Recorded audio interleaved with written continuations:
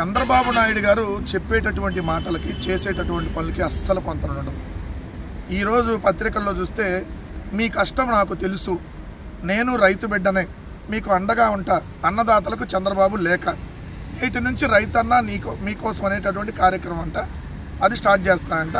పంచసూత్రాలతో లాభసాటి వ్యవసాయ విధానాలపై రైతులకు అవగాహన కల్పించేందుకు రైతన్న మీకోసం కార్యక్రమాన్ని రాష్ట్ర ప్రభుత్వం సోమవారం నుంచి చేపడుతుంది. రైతన్న మీకోసమా? చంద్రబాబు నాయుడు గారు ఈ 18 నెలల కాలంలో రైతన్న నేను నీకోసం ఇది చేశానని చెప్పడానికి ఒక్కటంటే ఒక్కటి మీరు చెప్పండి. రైతన్నకి మీరు ఇచ్చినటువంటి హామీ ఏంటి? అన్నదాత సుఖీబాలో భాగంగా ప్రతి ఏడాది కేంద్ర ప్రభుత్వం ఇచ్చేది కాకుండా 20,000 రూపాయలు ఇస్తామని చెప్పారు. మొట్టమొదటి ఏడాది రైతులకు సంబంధించి అన్నదాత సుఖీబాలో మీరు ఇచ్చింది 0 రూపాయి కూడా ఇవ్వలేదు. రెండో ఏడాది ఆ 20,000 ప్లేస్లో 14,000 అని చెప్పారు, తగ్గించేశారు.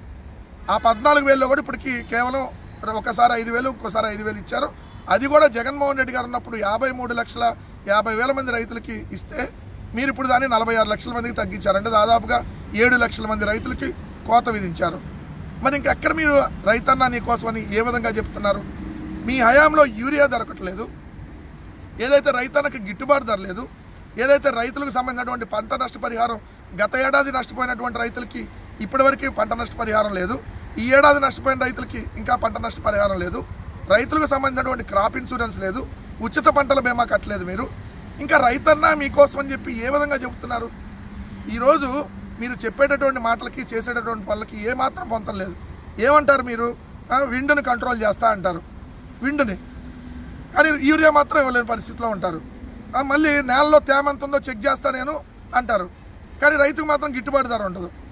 ఏదైతే పురుగులను డ్రోనులతో నేను ఆపరేట్ చేస్తా అంటారు, కనీసం ఉచిత పంటల బీమా కూడా కట్టలేరు. ఇది మీ పరిస్థితి ఈరోజు.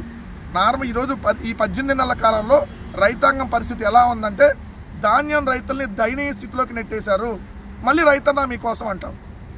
అదేవిధంగా మొక్కజొన్న రైతులు నిండా మునిగేలా చేసావు, రైతన్న నీకోసం అంటావు. ఇదేనా రైతన్న నీకోసం అంటే? అరటి రైతులను అల్లకల్లోలం చేశావు, కొబ్బరి రైతులను కోలుకోలేని తిచికి దెబ్బతీసావు, మళ్ళీ రైతన్న నేను నీకు అండగా ఉంటానంటావు. రైతన్న నీకు అండగా ఉంటానంటావు, ఉల్లి రైతుల్ని కన్నీళ్లు పెట్టించావు. రైతన్న నీకు అండగా ఉంటానంటావు, పొగాకు రైతుల్ని పొమ్మనకుండానే పొగబెట్టేశావు, మామిడి రైతుల్ని మటాష్ చేసి పడేశావు, చీనీ రైతుల్ని చిరిమేశావు, మిర్చి రైతుల్ని ముప్పు తిప్పలు పెట్టావు.